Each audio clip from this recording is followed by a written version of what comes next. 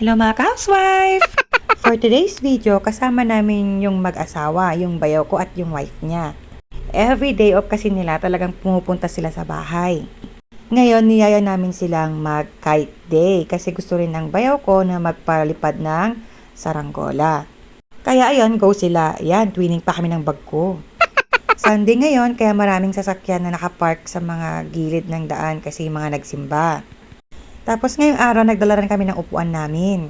Dinala din ni Mo yung bang badminton niya para maglaro sila ni Tita Melody niya ng badminton doon. Papunta na kami sa open space na area para makapagpwesto na.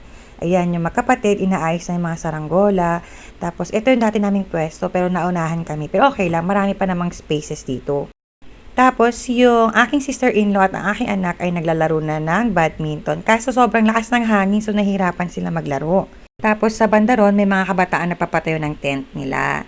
Ang baon namin ngayon ay karyoka, dala ng bayaw ko at ng wife niya. Tapos ito ng upuan namin. Ayan, yung husband ko nagpapalipad na ng saranggola niya sa banda ron. Sa kabilang side naman, yung bayaw ko ang nagpapalipad. Pero napakatigas ng ulo ng bayaw ko kasi yung tali niya, sobrang pinakawalan niya. So, ang haba-haba ng tali dyan. Gusto daw niyang mataas yung saranggola niya. Pero yung tali, grabe, ang haba na yung nakawala dyan. Kaya si Mohi at yung hipag ko, kawawang tagapulot ng tali. Naiinis na si Mohi sa tito niya kasi kawawa sila ng Tita Melody niya na tagapulot ng tali. Tapos ayusin nila. Tapos siya iiwan lang niya sa floor. Kaya yung dalawa, nag-aayos na nung kite. Nagutom na ako kaya kumain na ako ng karyoka.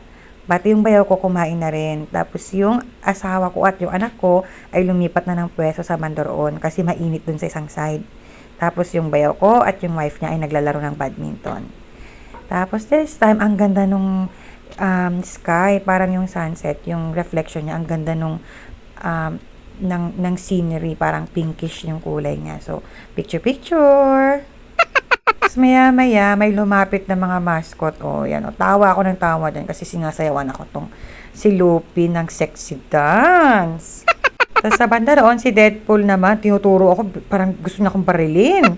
Tapos yung anak ko, gustong-gusto magpa-picture. Siyempre, bata, siyempre, as ito rin, no, gusto magpa-picture. Tapos lumapit na si Lupin sa amin.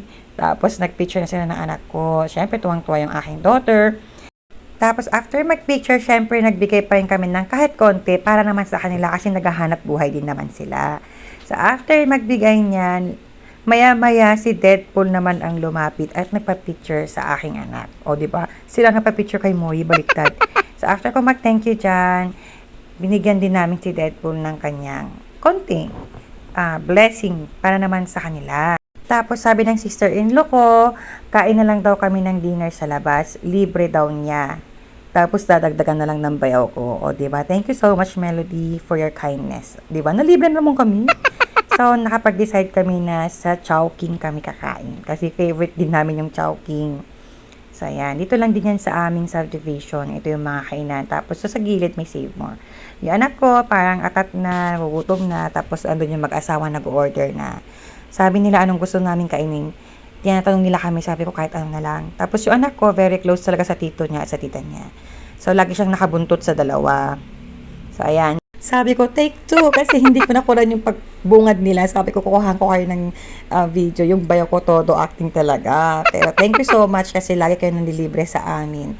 Kasi alam din nila na nasa recovery stage kami. Hindi lang ako, pati yung husband ko. Kasi nga, last year talaga yung pinaka-rough, pinaka-mahirap na nangyari sa buhay namin. Physically, mentally, emotionally, financially.